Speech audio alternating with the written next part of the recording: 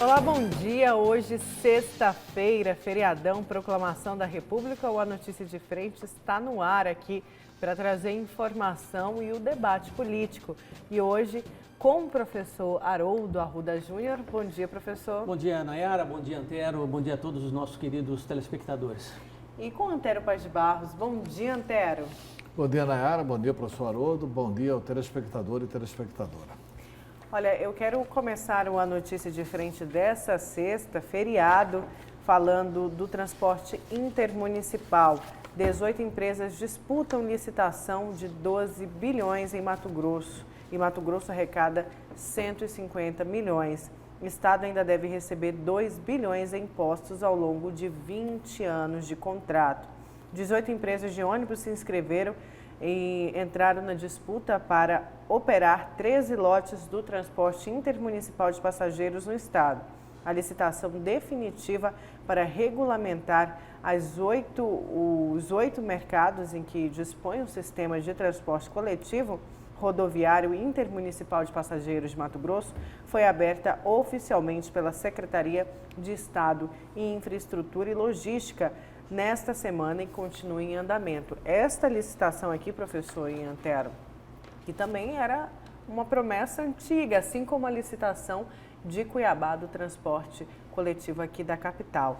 Parece que agora vai. Parece que agora vai. Olha, Nayara, veja bem, a área de transporte coletivo, seja intermunicipal ou não, ela é altamente lucrativa, não só aqui, como em qualquer parte do mundo, sem dúvida alguma, né?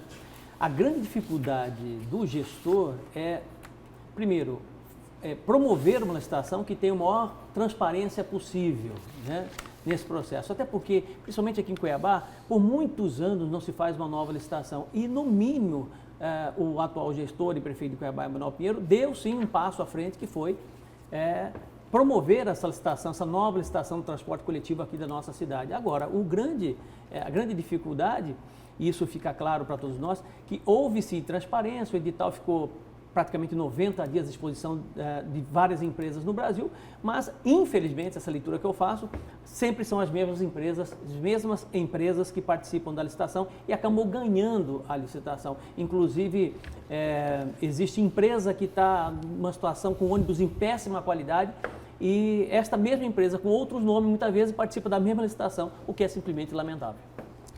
Olha, com relação a essa questão do transporte intermunicipal, eu li um artigo do deputado Wilson Santos e acho que teremos problemas aqui no futuro. Acho que esta licitação, quer dizer, não é na pressa que você resolve o problema e não é ignorando a lei que você resolve o problema. Por exemplo, essa licitação é a 02/19, que é deste ano de 2019. Tem bastante participantes? Tem bastante participantes. Só que, para que ela seja aberta, já foi aberta, Isso. teria que ter havido uma audiência pública. Por que teria que ter havido uma audiência pública? Porque a lei exige. A lei 8666. E isso não foi feito. E tem várias outras coisas no edital que são coisas antigas, de editais já publicados em 2012 e 2017. Por exemplo, há uma referência na licitação de óleo diesel a 2,44. Onde você compra óleo diesel a 2,44? Né? Nunca mais. Não tem mais. Não tem mais. Quer dizer, então, e há outros assuntos técnicos, burocráticos, que precisam ser esclarecidos e que, na minha opinião, passaram batido tanto no Tribunal de Contas como no Tribunal de Justiça, porque era melhor adequar o edital desde o início do que fazer toda uma fase lá na frente, anular, voltar, começar tudo de novo. Entendeu? Eu acho que quem tem pressa come cru. E às vezes quem tem pressa acaba não fazendo. Eu defendo que se faça a licitação. Eu acho que é fundamental fazer a licitação. Acho que é fundamental fazer a licitação já. Acho que é fundamental fazer a licitação rápida. 2 pontos, dentro da lei. Simples, dentro da lei. Mas o processo em si não é muito burocrático, não é muito burocrático. Mas se for burocrático ou não, tem que ser dentro da lei, né? Tem que ser dentro da lei. Eu não acho que é burocrático, nada demora o mesmo tempo que essa licitação. Você fazer audiência pública é você ouvir uma autoridade do transporte coletivo que é fundamental, que precisa ser ouvida. O tal do doutor usuário.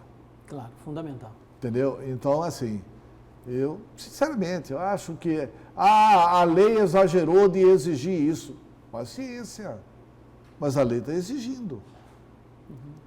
Entendeu? A não ser que essa argumentação de que foi realizada, porque tem gente que afirma o seguinte, não, foi sim realizada a audiência pública. Mas quando? Quando? Se a licitação agora deste ano. E foi uma audiência pública James Bond, secreta?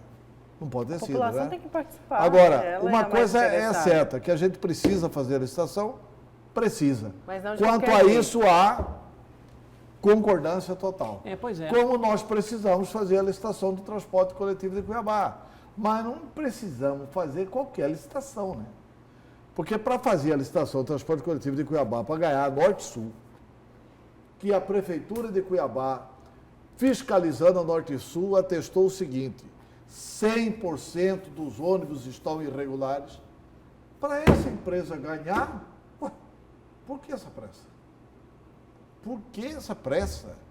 Sabe o que vai ocorrer? Que o futuro prefeito de Cuiabá vai chegar e falar, olha, meu primeiro compromisso será anular a licitação do transporte coletivo de Cuiabá. Se o serviço continuar sendo mal prestado, professor, ninguém aguenta mais esse péssimo serviço. A reclamação do transporte intermunicipal até não é grande, né? Não, do intermunicipal não, mas é o transporte coletivo de Cuiabá. Pois é, mas tomara que essas coisas se acertem e que a licitação seja feita dentro da lei. O que eu torço. E que a façamos já. Mas eu acredito que o novo contrato com a nova empresa que ganha licitação tem muitas coisas, Antero, que já foram amarradas justamente pensando nesses impasses, nessa deficiência do sistema. Você não pode amarrar isso depois da licitação, depois do edital, porque o edital faz lei entre as partes. Sim. Por exemplo, olha, a passagem nesse trecho só poderá ter um índice de 0,16. Vai falar, mas não tem importância, vocês concorram aí. Aí quem ganhou, eu aumento para 0,26. Alto lá, pô. Alto lá, isso é fraude da licitação. Quer dizer que eu vou concorrer sabendo que se eu ganhar, o 0,16 não é para valer, é 0,26. Então, assim, esses detalhes técnicos do funcionamento do edital para favorecer o usuário tinham que estar melhor debatidos. É tão grave isso que a deputada Janaína criou uma comissão na Assembleia para debater exatamente sobre isso, depois de lançada a licitação. Se tiver tudo certo, ótimo, segue a licitação. Se tiver problemas, ótimo, vamos dar uma paradinha aqui na licitação. Vamos ter um freio de arrumação, não para atrasar, para regularizar, fazer o certo, fazer bem feito. Mas pelo menos a gente vai ter que concordar em pelo menos um ponto. Que precisa fazer a licitação. Isso é fato. Isso aí é fato. Até porque ninguém fez isso até aí é hoje. unanimidade. Unanimidade. Agora eu quero saber o destaque de vocês para hoje. Vamos começar com o seu, Antero. Meu destaque é o seguinte, embora Mauro Mendes esteja anunciando para daqui a 120 dias, eu entrevistei ontem na Rádio Capital FM e saí com uma convicção. Mauro Mendes vai apoiar o VLT. Eu vou falar sobre isso daqui a pouco. E o seu destaque, professor? Eu vou falar sobre a questão da prisão ou não prisão em segunda instância, definida na semana passada no Supremo Tribunal Federal, né, que não ouviu, a meu ver, boa parte do clamor das ruas da população brasileira e agora o próprio Supremo Tribunal Federal está estremecido, preocupado com o Congresso, caso o Congresso realmente aprove uma PEC que autorize a prisão em segunda instância e, de certa forma, indiretamente tire o poder do Supremo Tribunal Federal. Pois é, essa história toda eu vou tocar nesse assunto hoje. Certo, vamos aqui ao GD, ao portal Gazeta Digital.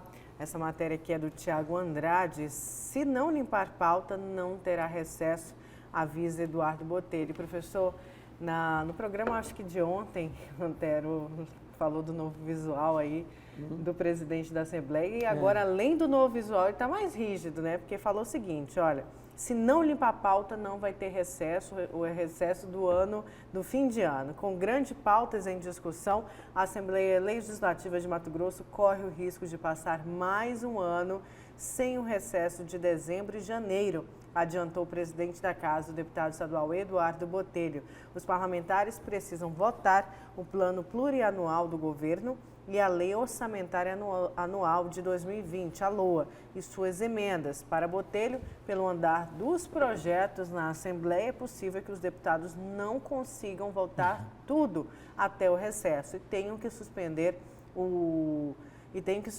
aí o descanso do começo do ano. Ele falou o seguinte, simplesmente a Assembleia não pode ter recesso se eles não virem trabalhar, disse aí o deputado. Nara, o deputado Eduardo Botelho, ele é bem intencionado, mas entre ser bem intencionado e dar consistência ao seu discurso na prática é um caminho bastante longo. Isso é fato, né? É preciso ter coragem. Até pouco tempo atrás, ele não consegue combater, por exemplo, ele quer, mas não consegue combater VI, né? a questão do absenteísmo, da falta dos deputados nas sessões. Que ele disse que ia cortar a VI, aquela coisa toda. Que ia fazer acontecer. Eu fui um que acreditei nele e que realmente achava que tinha que ser cortar na raiz. Isso ficou para só no esse discurso, problema. né? Ficou só no discurso, infelizmente ficou só no discurso. E agora vem esse outro discurso aí e tal. Olha, lembremos que os deputados que estão ali foram eleitos pela sociedade para trabalhar para a sociedade. Eles precisam cumprir com a demanda importante para a sociedade que está dentro da Assembleia Legislativa do Estado de Mato Grosso.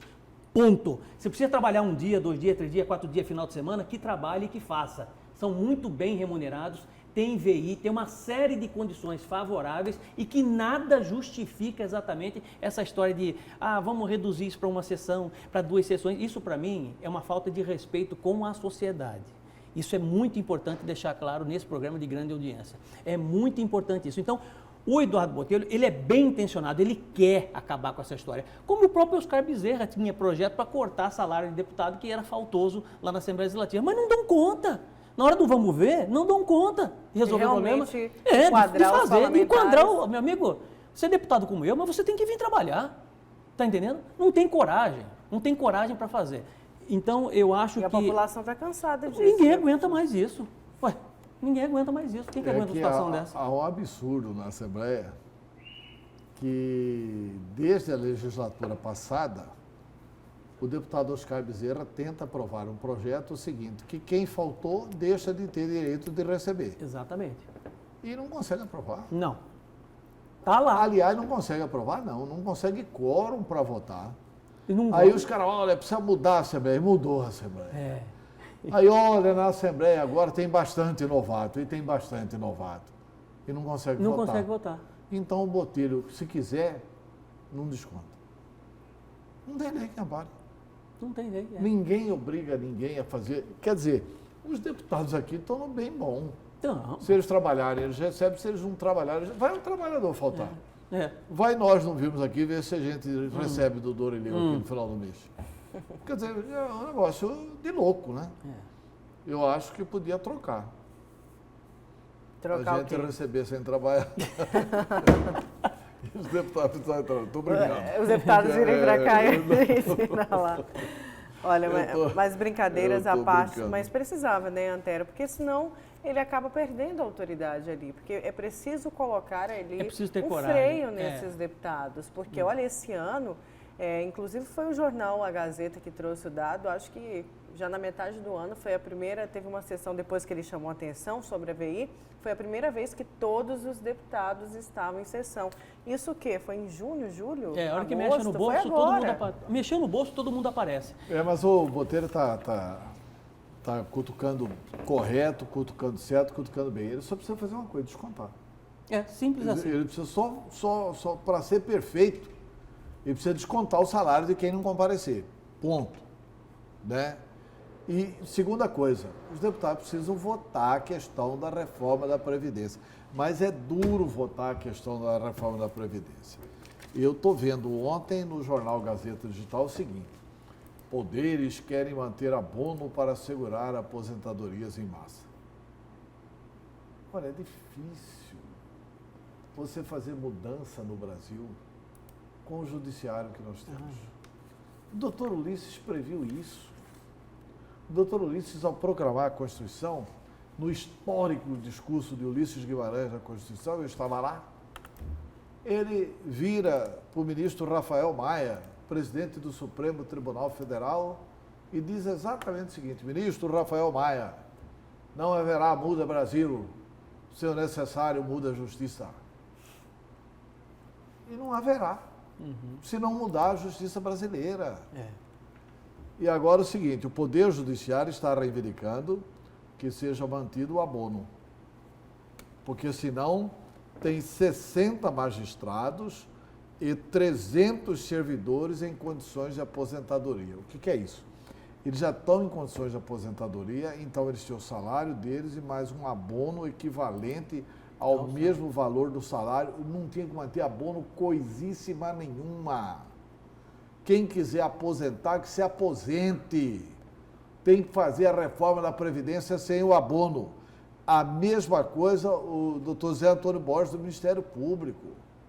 O Ministério Público é uma caixa realmente indecifrável. O Ministério Público tem privilégios assim extraordinários. 45 promotores já podem se aposentar. Se não tiverem o abono, eles vão se aposentar. Passar bem, se aposentem, cara. Se aposentem. E nós não vamos poder abrir novos concursos. Paciência. Paciência. O que não dá é assim, qual que é a legalidade do pagamento desse abono? O cidadão que ganha como magistrado, quanto ganha o magistrado? Eu não sei. Também não Mas sei. deve ganhar entre 20 e 25 mil reais. O abono do magistrado é quanto? É mais 20, 25 mil reais. Pode, cara pálida? Não pode. Não pode. É mais do que o ministro do Supremo. Sim. Não pode. Então, essas coisas têm que acabar no Brasil. Então, o deputado Botelho tem razão. É difícil enquadrar a Assembleia. E só trazendo mais informações, está no PNB Online, que o Ministério Público forma a comissão para debater pontos polêmicos da reforma da Previdência. Eles não querem que muda nada. O Procurador-Geral de Justiça, José Antônio Borges, disse que designou uma comissão para elaborar uma minuta com sugestões e alterações. Sugestões e alterações é assim, olha, mude dos pobres. Não mexa com... Não mexa com a nossa nós estrutura. aqui, alto lá. Né? E precisa mudar deles. Precisa mudar deles. Tudo bem. Vamos ver como é que termina. Que é a mais urgente, né? Geralmente é assim, infelizmente é assim. Né? Os Nós poderes... temos uma república federativa, né? O Brasil é uma república, né? Federativa, que seria a união de todos os estados da federação. Nós não temos isso. Nós temos uma república corporativa do Brasil. Cada um só olha a sua árvore. Duvido que os promotores leram algum artigo com relação ao resto do funcionário público. Não leram. Duvido que eles tragam alguma alteração para o debate para beneficiar o servidor público. Não trazem. Zero. É só para se auto-beneficiar. É só para se auto-beneficiar o Poder Judiciário. Infelizmente. Infelizmente, o mundo é assim. Sim. E cada dia mais nós precisamos fazer uma ampla reforma nos poderes. Ainda que tenhamos que dar razão ao PT. De fazer uma nova constituinte para acertar aquilo que os constituintes originários erraram e agora enquadrar os poderes. Porque não é possível continuar. Fala-se tanto em reforma da Previdência, reforma tributária, né? Mas a mais importante, a meu ver, é essa reforma administrativa e de privilégio nesse país, Antero. Se não fizer, não vai mudar nunca. Porque, assim, na maioria das vezes, os poderes têm olhos gigantes e apontam o dedo para outros setores que acabam tendo excesso, mas para si mesmos são incapazes de cortar seus próprios privilégios, entendeu? E isso aí, definitivamente, é muito difícil. Pois é, só muito que complicado. Aí, infelizmente, é dessa forma. Por isso que a população cada vez mais descrente, não só na política, na classe como um todo, mas também no judiciário, nos poderes, no Ministério Público. Não dá para a gente ver dessa forma. Eu perguntei, eu entrevistei o doutor Eduardo Maon e ele fazendo algumas críticas ao Legislativo. Aí eu perguntei, o senhor acha mesmo, é sério? O senhor acha o Poder Legislativo pior que o Ministério Público? Acho. Ah, tá bom, acho, né? Tá. Eu acho que o Ministério Público é uma belíssima de uma instituição. O Poder Legislativo tem as suas mazelas. Sim. Tem que ter correção dentro do Poder Legislativo, tem que ter correção dentro do Ministério Público. Tem gente muito séria dentro do Ministério Público? Muito, tem. Sim, claro que tem. Mas tem gente que grampeia os outros também, cara. Então não dá para aceitar essa situação. O problema não são as instituições precisam ser preservadas. Sim, lógico. Isso é fato. Fato. Né? São alguns, vou utilizar uma palavra pesada, mas importante, alguns visigodos, né, que estão ali dentro, que acabam denegrindo, piorando o sistema, né, indo na contramão dos interesses da sociedade. Aí realmente fica muito difícil. Eu vou aqui para as notícias nacionais falar aí que procuradores da República viram uma devassa na decisão do presidente do Supremo Tribunal Federal, Dias Toffoli, de determinar ao COAF que lhe desse acesso a todos os relatórios de inteligência financeira produzidos nos últimos 3 anos. Os relatórios têm dados sigilosos de cerca de 600 mil pessoas, conforme revelado pela Folha na quinta-feira ontem. Para o presidente da Associação Nacional dos Procuradores da República, Fábio Jorge Cruz da Nóbrega, a decisão de Toffoli é incomum e certamente preocupa os órgãos de controle como o COAF e a Receita Federal. Sem dúvida alguma. Mas, na verdade é o seguinte, o Toffoli está fazendo um serviço realmente. A OCDE visitou ontem, em Brasília, senadores brasileiros para dizer o seguinte: o Brasil está claramente pelas suas autoridades, se referindo a este ato aqui do presidente Dias Toffoli, eliminando a possibilidade do combate à corrupção. O que é que nós aprendemos no livrinho de direito, quando a gente estuda o curso de direito? Primeiro anista de direito sabe disso. Segundo anista de direito sabe disso. Não precisa formar, não.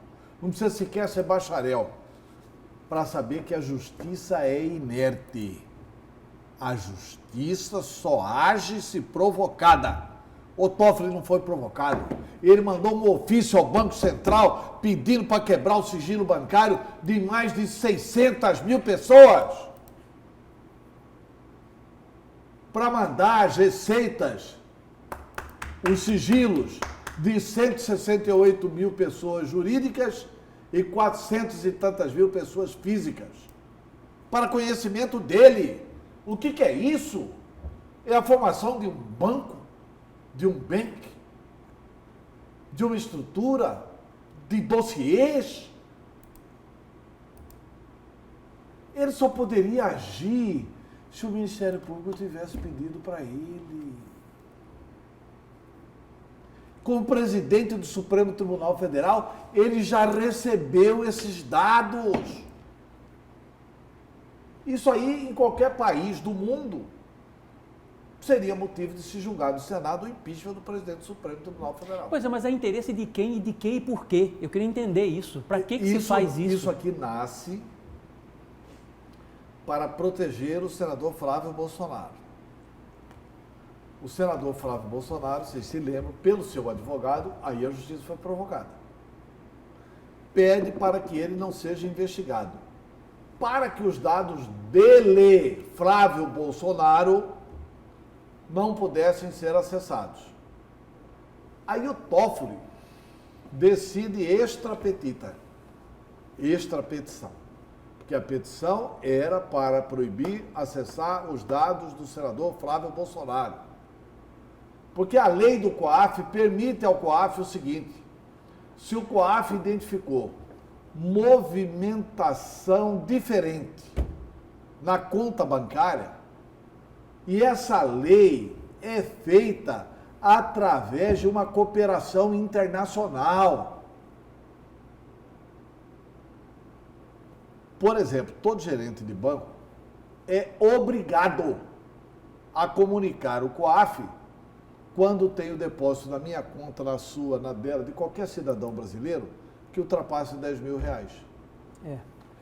É obrigado a comunicar o COAF, por exemplo, acontece lá, um depósito de 150 mil reais na minha conta. Eu era obrigado a comunicar o COAF. Olha, teve um depósito aqui de 150 mil reais na conta da Antero. Aí eles fazem uma pequena investigação. Por que aconteceu aquilo, etc e tal, para verificar qual que é a origem. É assim que se combate a lavagem do dinheiro no mundo. E não fica revelando isso para ninguém. É a isso tudo que o Toffoli teve acesso. Aí o Toffoli, para beneficiar o filho do presidente Bolsonaro, ele dá uma medida brecando as investigações. Me parece que na época eram 138 pessoas, não lembro bem o número, dentre as quais as esposas de Toffoli e de Gilmar Mendes. Estavam junto com o Flávio Bolsonaro na lista. Ah, por quê? Porque a Receita Federal, o COAF, queria investigar a esposa de Gilmar Mendes e a esposa do Toffoli? Não. Eles foram pegando movimentações suspeitas até um determinado volume. Depois até um determinado volume. Depois até um determinado volume. Foram diminuindo. Até que chegou numa hora que pegou lá 138 pessoas. As que tinham movimentação mais ruidosa. Dentro dessas 138 pessoas estava o Flávio Bolsonaro. Foi assim que se descobriu aquela movimentação do motorista Queiroz, que transitou dinheiro lá do que ficou conhecido como a rachadinha do Rio de Janeiro. Aí brecaram a investigação contra o Flávio Bolsonaro e contra as 138 pessoas. Coincidentemente, pode ter sido só uma coincidência, foram beneficiadas ao mesmo tempo as digníssimas esposas de 2 ministros do Supremo Tribunal Federal. Ponto. Agora o Toffoli pediu de todo mundo, sem ninguém pedir para ele, através de um ofício ao presidente do Banco Central. Isso é uma esculhambação. Então os procuradores da República estão reagindo com razão. O que o presidente da Associação Nacional dos Procuradores da República, Fábio George Cruz da Nóbrega, diz que a decisão do Toffoli é heterodoxa e incomum e certamente preocupa os órgãos de controle como o COAF, rebatizado de UIF, Unidade de Inteligência Financeira, e preocupa também a Receita Federal, além de determinar o envio dos relatórios da inteligência financeira do COAF. Toffoli requereu também as representações fiscais para os fins penais, entrando no papel do cidadão que é o fiscal da Receita. O fiscal da Receita vai investigar alguém e faz lá uma investigação e encaminha isso, abrindo, deste processo administrativo, o amplo direito de defesa para o cidadão. O Toffoli agora está com todo esse banco de dados. Está com todo esse banco de dados. Sem que alguém tenha pedido para ele. Ele disse que não usou a senha, né? Disse que não usou a senha para olhar nada. Ele disse que não olhou nada, ainda, eu recebi, mas não olhei. O presidente do Banco Central já disse, ele que mandou. E mandou, inclusive, uma explicação como é que ele acessa os dados. Olha, uma esculhambação maior que essa em nível internacional, não é à toa que a OCDE foi lá visitar e dizer o seguinte: nós vamos barrar o Brasil na OCDE, porque o Brasil está atuando via Poder Judiciário para barrar a investigação contra a corrupção. O mundo está chegando a essa conclusão, que é assim que está atuando o Judiciário brasileiro. Está legislando, né? Aí os caras perguntam que é melhor que o Legislativo, alto lá, né? O Legislativo tem os seus erros, mas e esse erro do Poder Judiciário? É pequeno? Mas isso, eu acho estranho essa história toda. Né? Não estou desconfiando de tudo que você está falando, claro que não, eu sei. Não, está na sim, imprensa nacional. Está na imprensa, eu já li, inclusive em vários sites, tá? Mas eu acho interessante, assim, o presidente do Banco Central liberar uma informação dessa, a pedido de um ministro do Supremo Tribunal Federal, sem ao menos ter em mãos, né, o conhecimento do que foi provocado. Não, mas aí ele não vai julgar, o presidente do Banco Central não cabe julgar uma ordem do ministro do Supremo. Mas não é um processo tão importante, porque é de informações sigilosas. Ali o ofício é assim, olha, show ao presidente do Banco Central. Acabou, né? Ali... Ao cumprimentá-lo, requisito Porque o presidente do Supremo tem autoridade para isso. Tem, o presidente do Supremo Tribunal. Requisito, as informações, tais. Pronto, foi tudo. Foi tudo. 600 mil pessoas investigadas. Investigados não. Tem os dados lá e o Toffoli diz que não acessou. Oh, pelo amor de Deus, hein? Que Supremo, hein? O Supremo que fica contra a prisão de bandidos e agora quer, bom, sei lá, quer fazer não sei que papel na política brasileira. Vamos então para o nosso primeiro intervalo. Na volta a gente continua com a notícia de frente.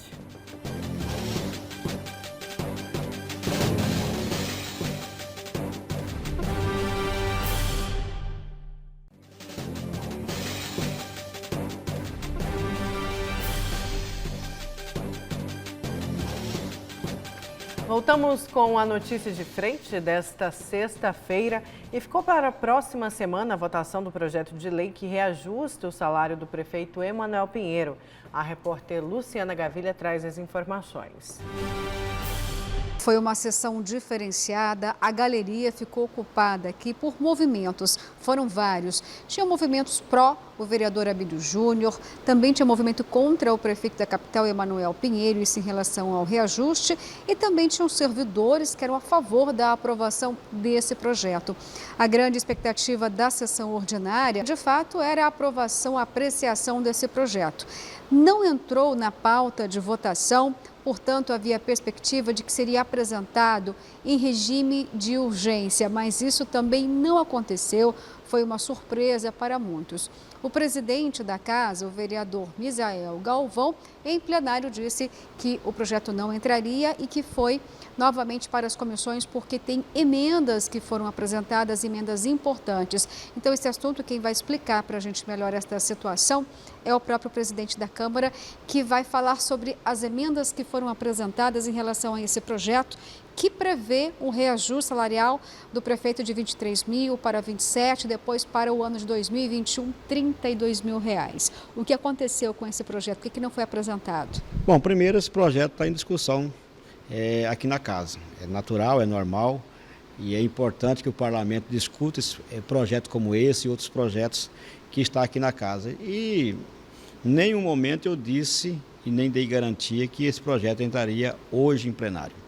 Agora, o projeto já passou por todas as comissões, só que ele tem emenda. E as emendas também precisam ser passadas pelas comissões, ser debatido entre os vereadores, colégio de líderes, e aí isso nós vamos fazer. Se transcorrer até na próxima terça-feira, tiver já passado por todas as comissões, ele poderá entrar na terça-feira. Qual foi a emenda apresentada diante desse projeto pela mesa diretora? Nós ouvimos o colégio de líderes, ouvimos os vereadores, no entendimento. Nós tiramos do projeto de lei o reajuste de 32 mil para o ano de 2021. Então, a mesa já fez dentro de um consenso de colegiado, essa emenda já foi apresentada na CCJ e agora falta ainda encaminhar nas demais comissões. Se tudo a gente conseguir fazer, todo esse trâmite até na próxima segunda-feira, a gente coloca em votação na próxima terça-feira, na próxima sessão. Deixando bem claro que nós não vamos fazer nada no afogadilho, nós não vamos fazer nada sem discussão, nós vamos deixar muito tranquilo para que os vereadores possam debater, possam conhecer o projeto, possam realmente ter todo aquilo de dúvida sanada, até porque esse projeto de lei é um projeto que não aumenta o salário do prefeito, simplesmente já está dando a garantia da legalização daquilo que ele já recebia, e a gente preocupa muito. Nós não estamos aqui tratando o salário do prefeito, nós estamos tratando um teto que resguarda os demais servidores que estão também numa agonia, preocupados na questão da segurança jurídica do seu salário. Então a casa tem que ter essa preocupação. E se tudo transcorrer dentro das comissões, as emendas que foram entradas, tanto da mesa e quanto do vereador Marcelo Bussic, o vereador Marcelo Bussic apresentou 2 emendas. E aí sim, eu acredito que até na segunda-feira isso possa ser sanado nas comissões, para que possa entrar e a gente superar esse projeto de lei, porque a gente acredita que está tudo já discutido, transitado e só falta mais essa questão das comissões. Presidente, as emendas servem para alterar o texto original, mas o texto original estabelece também o pagamento de 13º salário, férias e pagamento retroativo desde o mês de maio. Foi alterado? Tem emenda em relação a isso ou não?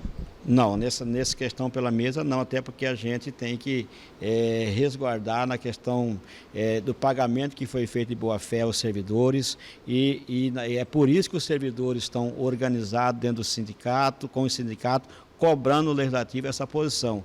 E aí a obrigação do Parlamento Municipal é fazer aquilo que cabe ao Parlamento. E essa lei, ela tem que ser iniciativa do Parlamento. E nós estamos tendo todos os cuidados de cumprir a lei, cumprir a Constituição, resguardar aquilo que é do Parlamento. Mas nós não podemos abrir mão do debate, da discussão, da vez, da fala aos vereadores, que são eles que irão votar. O vereador Abílio Júnior lamentou o fato da CCJ pedir o arquivamento em relação ao requerimento que ele apresentou para abrir uma comissão processante contra o vereador Toninho de Souza. Não é a CCJ, é a Comissão de Ética.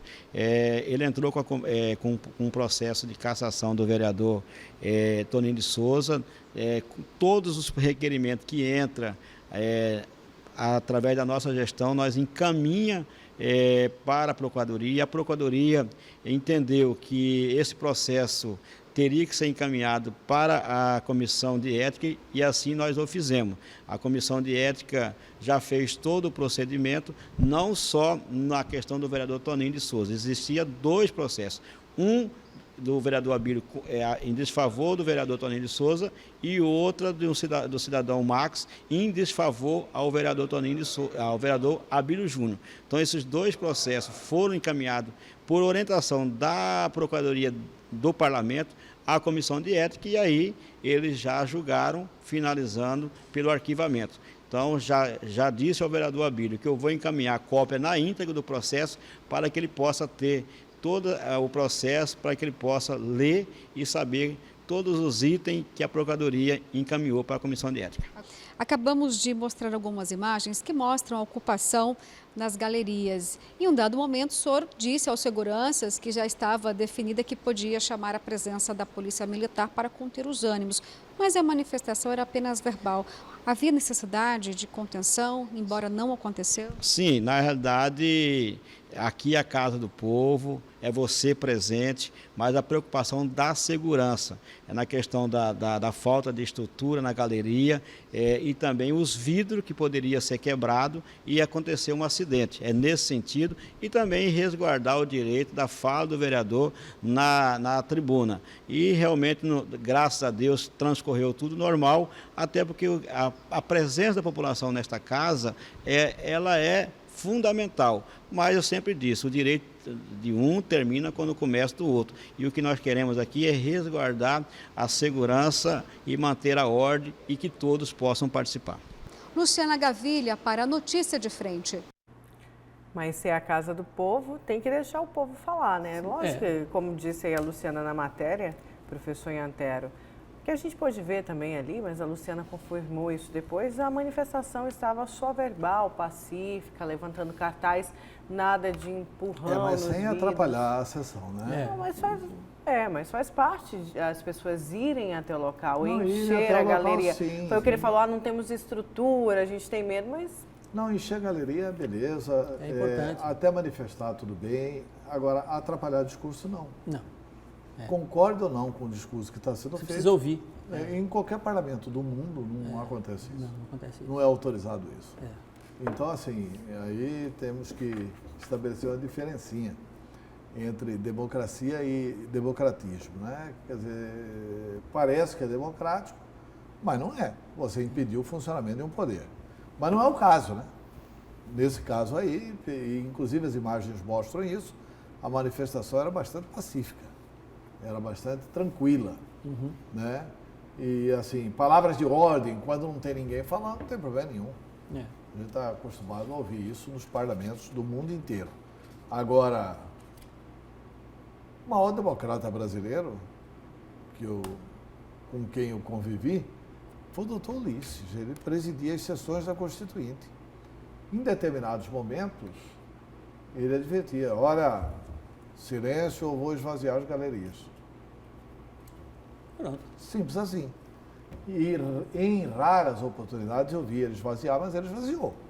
Em algumas foi preciso esvaziar e ele esvaziou, para garantir o tranquilo funcionamento do parlamento.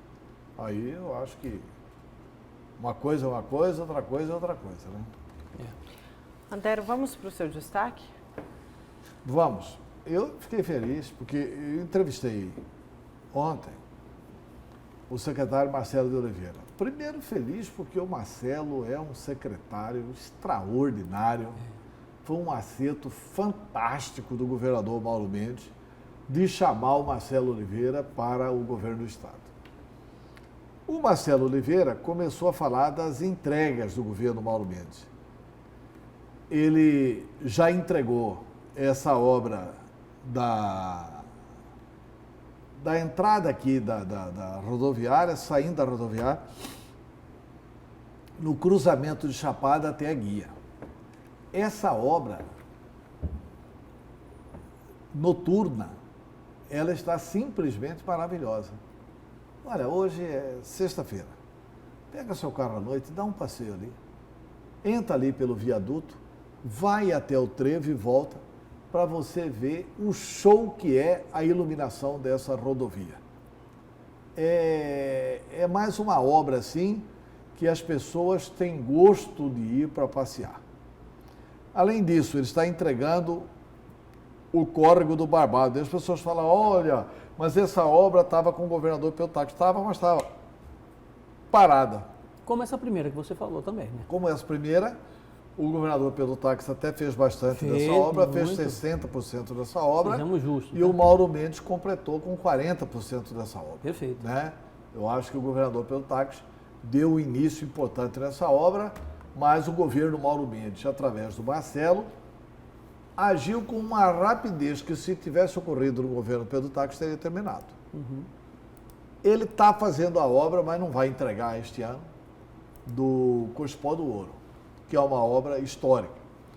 Está fazendo a obra importantíssima para Cuiabá, que o governador Pedro Táxi abandonou, que era o córrego do Barbado. Ele está terminando, você que dá aula ali na universidade, quem vai pelos fundos ali da universidade, vai entrar ali pelo córrego do Barbado, a canalização, o asfaltamento, etc. e tal. Essa obra ele está entregando este ano. E anunciou uma série de obras que vão ser entregues no interior. Anunciou uma coisa espetacular, que o Estado já vai publicar o edital de licitação do Hospital Júlio Miller. Aí fala assim, mas o dinheiro do governo federal estava aí, é verdade, estava aí, mas o Pedro Táxi não fez sequer a licitação, alegando o seguinte, que ali é alagado, etc e tal. Perguntei isso para o secretário Marcelo. Falei, tudo bem, é alagado, mas a engenharia brasileira tem solução para isso. Sim. Está resolvido no projeto, com a ajuda da Universidade Federal de Mato Grosso, dos técnicos da Universidade Federal de Mato Grosso, está resolvido, nós vamos licitar. O Estado já reservou 10 milhões para dar de contrapartida e a União vai dar 100 milhões. Essa é uma obra fantástica para Cuiabá. Qual que é a vantagem dessa obra? Porque o funcionamento correto e ampliado do Hospital Júlio Miller, nós vamos comemorar aqui na segunda-feira a inauguração do Hospital Municipal de Cuiabá, certo? Que é um hospital com 250 leitos. O Hospital Júlio Miller, 250 leitos. Qual que é a vantagem do Hospital Júlio Miller? É que ele é um hospital escola. Quem toca o Hospital Júlio Miller é a Faculdade de Medicina da Universidade Federal de Mato Grosso. E, portanto, as pessoas não vão ter, quer dizer, as pessoas jurídicas, o Estado e o município não vão ter despesas. Quem sustenta o funcionamento do Hospital Júlio Miller vai ser o Ministério da Educação. A verba vai sair do Ministério da Educação, o que é uma vantagem fantástica para o prefeito Emanuel Pinheiro e também para o próprio governador Mauro Mendes, depois que tiver terminada a obra. Aí tive a oportunidade de perguntar, olha, e o VLT? Essa veia aberta aí, etc e tal. E ele me disse que foi prorrogada a decisão para 120 dias, que a decisão vai acontecer só no ano que vem, mas fez uma referência assim, mas fiquem tranquilos, porque Mauro Mendes entregou uma obra de qualidade nessa saída para a guia. Porque Mauro Mendes entregou uma obra de qualidade aqui na Águas, mas a obra da no Parque guia das Águas. é mais do antigo governo. Sim, mas o Mauro Mendes concluiu a obra e fez Sim. uma obra de qualidade ali. Aquela questão da iluminação ali, não tinha coisa nenhuma disso programado no projeto do governador Peltax. Ele falou do Parque das Águas, falou do Parque Tianair, falou do Parque... E falou assim, fiquem tranquilos, nós vamos entregar uma grande obra no VLT. Agora, Antero... Não sei se será o VLT, quem sabe se será. Antero, agora... Minha aposta, aí é feeling de jornalista.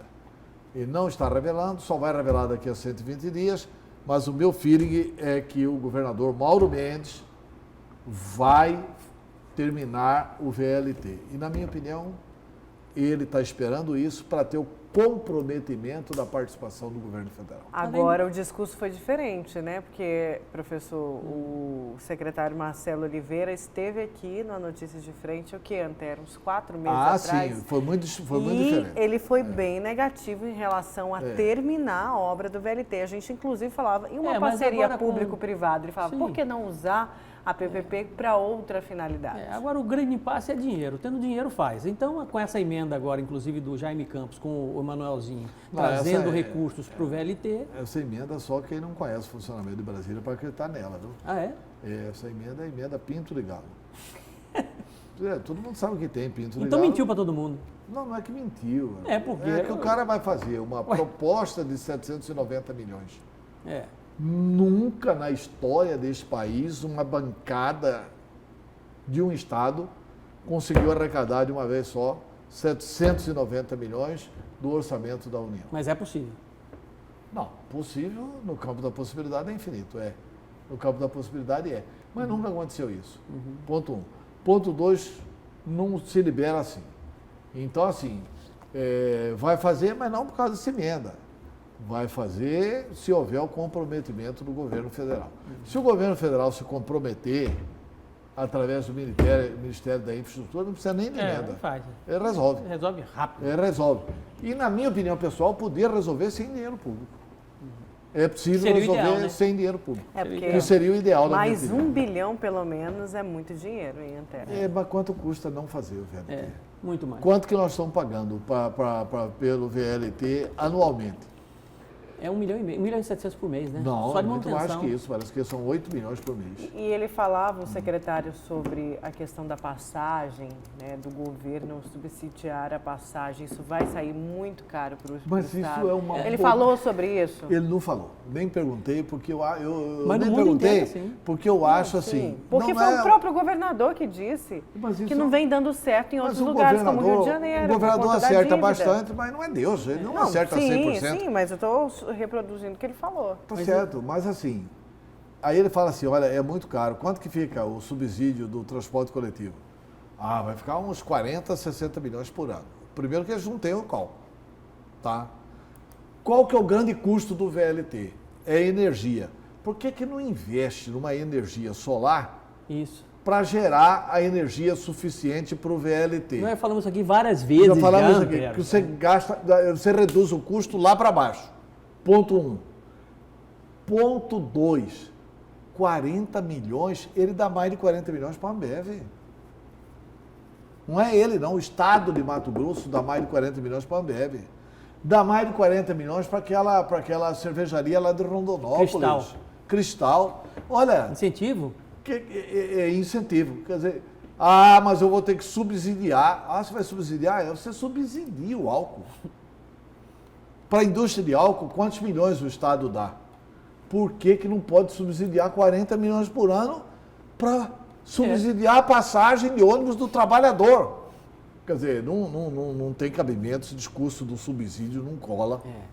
Dá para fazer. No mundo inteiro, É assim. passagem é subsidiada. É assim. A passagem intermunicipal de ônibus é subsidiada. A passagem em Cuiabá do ônibus aqui do transporte coletivo é subsidiado. O Emanuel Pinheiro paga para ser mais barata a passagem. Não é Emanuel que paga, a prefeitura paga. Então o governo vai mudar o discurso. Inclusive para estudantes da Não, rede pode federal. não mudar o discurso, mas com esse argumento ele não pode enterrar o VLT. Esse argumento é michuruca demais para enterrar o VLT. Vamos então para mais um intervalo. Na volta a gente continua com a notícia de frente. Ainda vamos falar aí da CPI, da renúncia e sonegação fiscal. Ainda tem o destaque do professor STF, então não saia daí.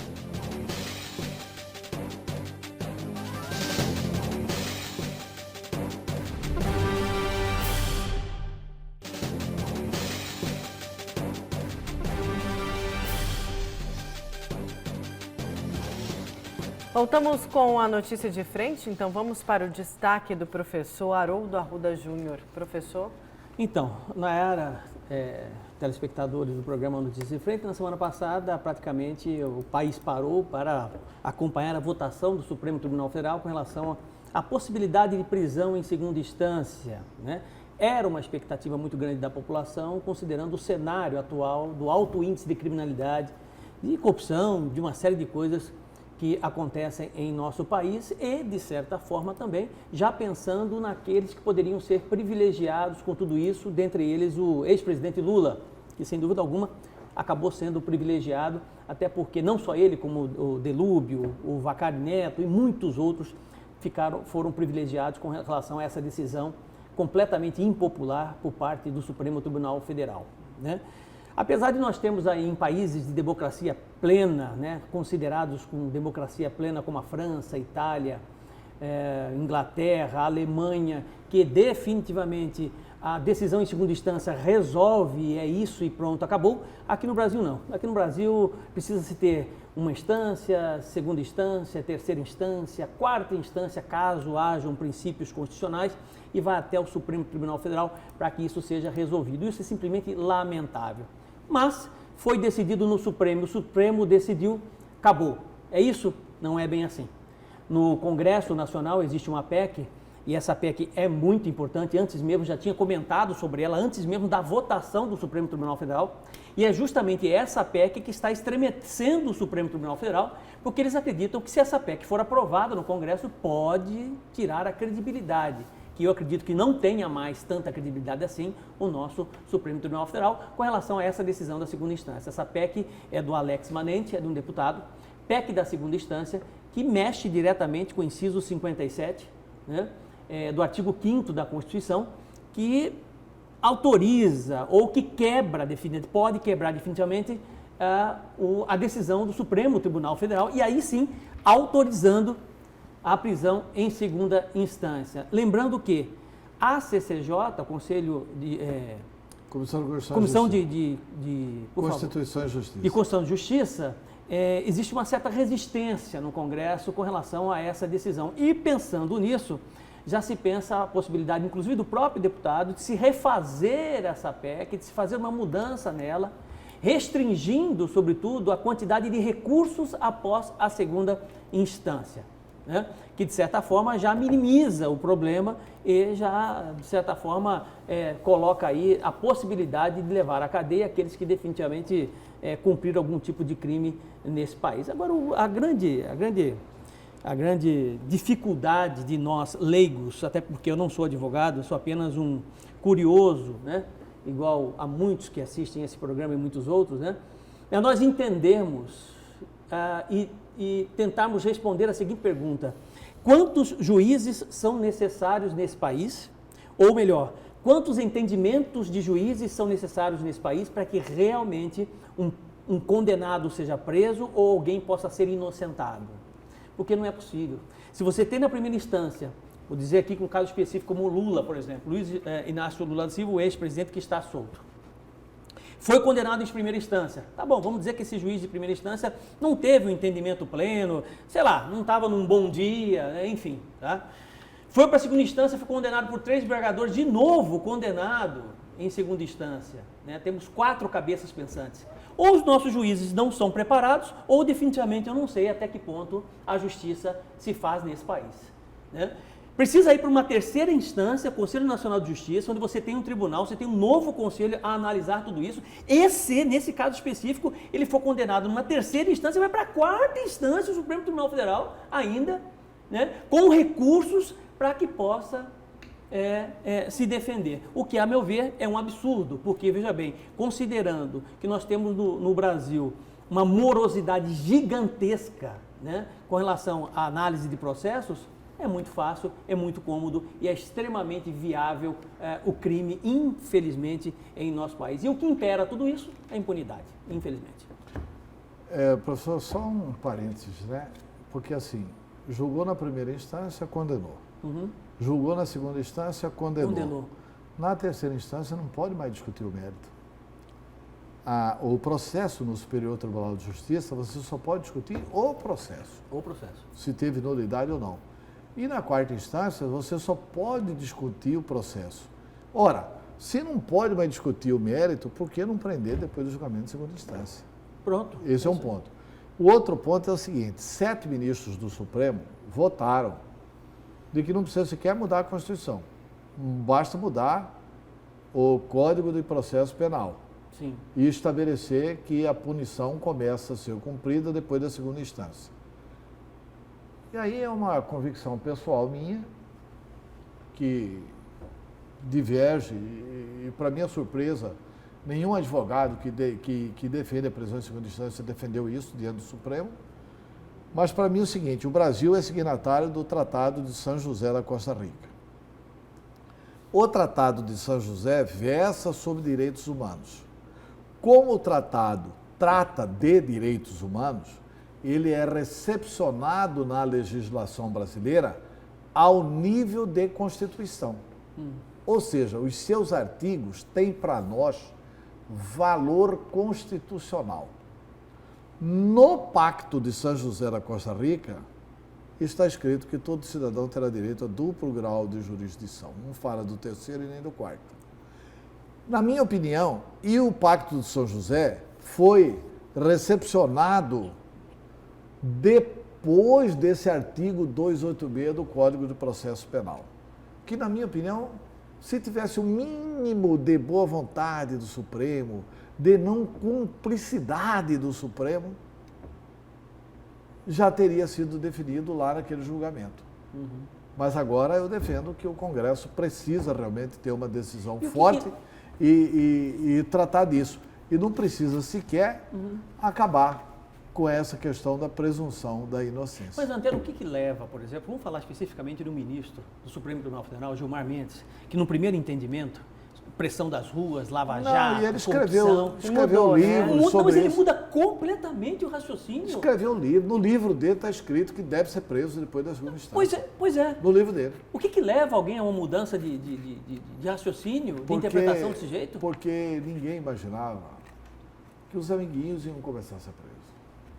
Então, enquanto... São interesses próprios, então. São, assim, amigos, pessoas da convivência, entendeu?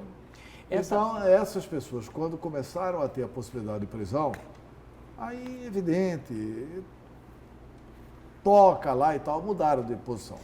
A verdade é que mudaram de posição, Sim. mas mudaram de posição, na minha opinião, para enfraquecer o combate à criminalidade e para garantir a impunidade no Brasil. Porque a perdurar essa questão de prisão só após a 4ª instância, o cidadão só pode ser preso pós-morte, depois que morrer. Porque Aí Supremo, não vai ser. A Lava Jato de Curitiba julgou mais de 100 processos. O Supremo Tribunal Federal julgou um. O Supremo não julga. Portanto... Essa resistência lá no Congresso, da CCJ lá, porque a informação que nós temos é que o primeiro da lista é o Rodrigo Maia. Não, essa é conversa. Isso vazou num grupo de parlamentares do Foi. DEM. Quem falou isso... Então não é verdade isso. É verdade. Não, o parlamentar falou. Falou, o pois é, antagonista divulgou o áudio. Foi, exatamente, O eu vi parlamentar, isso olha, aí. nós do DEM não podemos apoiar isso. Nós temos que ficar a favor do Supremo, contra a votação, contra a prisão em segunda instância. Aí foram investigar quem que era esse deputado. Sabe quantos processos ele tem? Um caminhão. 153 processos. Perdeu pro Riva. Quer dizer, cara, bicho, é uma coisa Ele também, espetacularíssima. Né? Quer dizer, o Supremo está protegendo bandidos do colarinho branco, essa que é a verdade. É isso aí. Olha, e os secretários estaduais de Fazenda e de Desenvolvimento Econômico foram ouvidos ontem pela Comissão da Renúncia e Sonegação Fiscal da Assembleia Legislativa. Os detalhes com o repórter José Porto.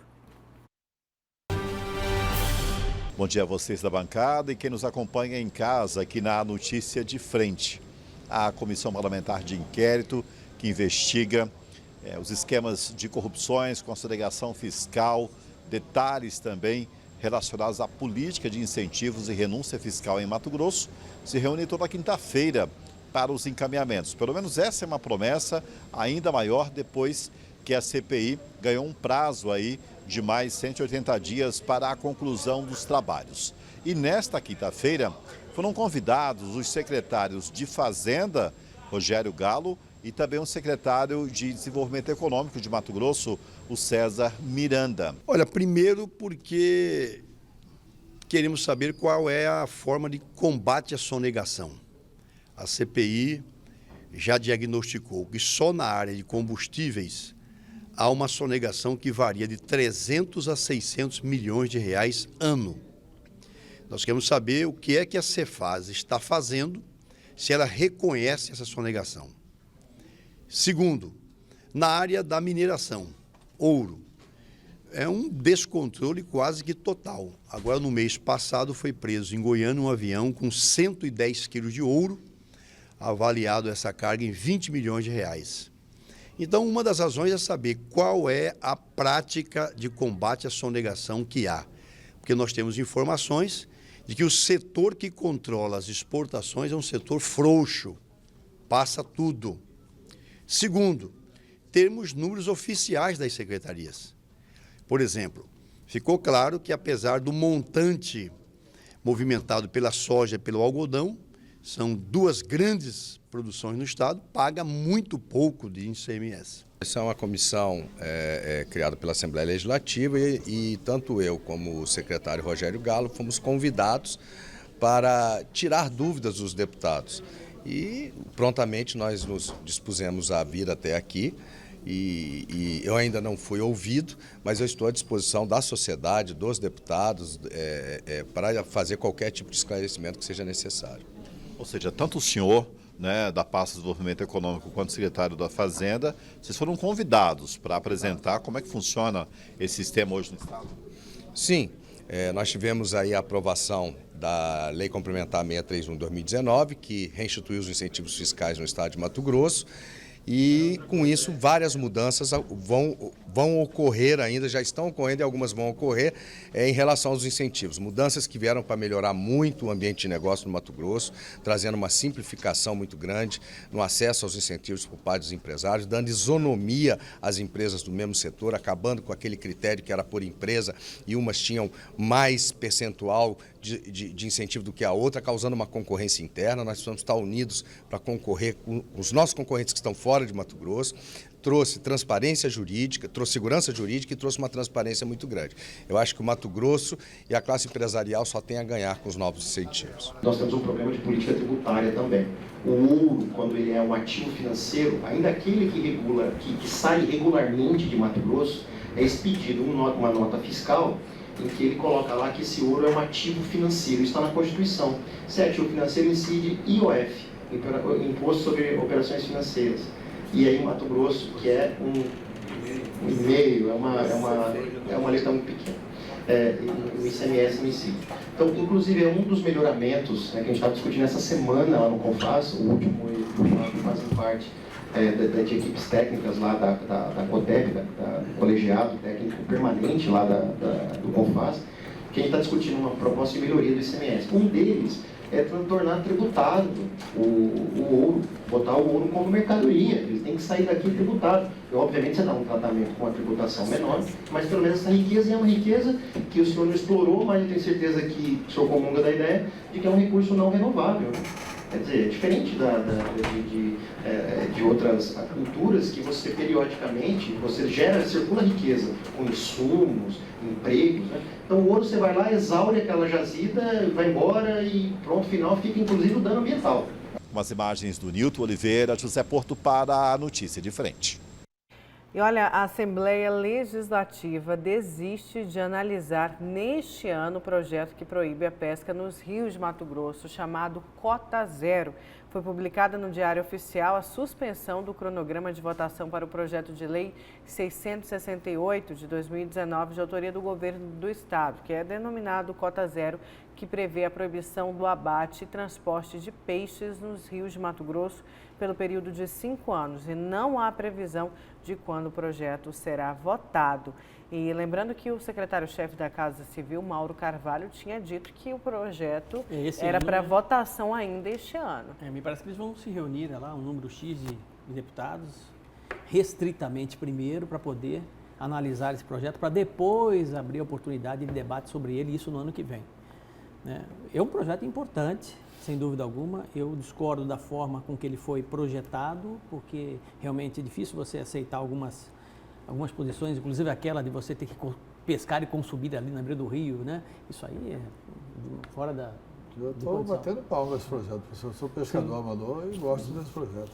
Mas você não acha que é mais importante ampliar o sistema de fiscalização do que necessariamente proibir? Eu acho que o Estado não tem dinheiro para ampliar esse sistema de fiscalização. Mas aí como vai fiscalizar os que forem irregulares nesses 5 anos? Tem que pensar nisso também. Não, isso está pensado, isso é mais simples. Qualquer cidadão que tiver com peixe sendo transportado, está irregular, gente. Ué, está proibido transportar o peixe. Se o cidadão estiver transportando o peixe, qualquer cidadão que estiver transportando o peixe está irregular. Ou ele tem a nota do supermercado onde ele comprou, ele está irregular. Então a fiscalização não precisa. A fiscalização está resolvida. E outra coisa, na hora que você proibir isso lá no Rio, você não vai ter mais a pesca industrial, você não vai ter mais o espinhel, você não vai ter mais a rede, você não vai ter... Para que o pescador vai pegar isso aí? Se não tem para quem vender. Antero, eles não têm competência para coibir a transgressão no Rio, aqui debaixo da ponte, Sérgio Mota, quanto mais lá no meio do Pantanal, Antero. Isso falta fiscalização. Ele não vai ser prometido vender, ninguém vai se aventurar a pegar peixe para não ter para quem entregar. Não vai ter para quem entregar. Eu estou dizendo o seguinte, que eu fico indignado, é ir no Pantanal pescar e não pegar nada. Vou lá no Telespires pescar e não pega nada. Aí você vai na Argentina e pega. Aí tá empresário daqui, tudo fazendo comissão para ir para a Argentina, para dar dinheiro para a Argentina. Sendo que os nossos rios são mais piscosos que os da Argentina. O de lá é o Rio Paraná, que aqui no Brasil não pega nada. Olha, tem que regulamentar isso. Tem que regulamentar isso. Tem que dar uma chance do peixe viver. Tem que dar uma chance do peixe procriar. E a gente vai continuar comendo. Ou você acha que você come peixe de rio? E o pescador? Quando você vai aí nas pescadores? Não, o pescador, o projeto trata disso.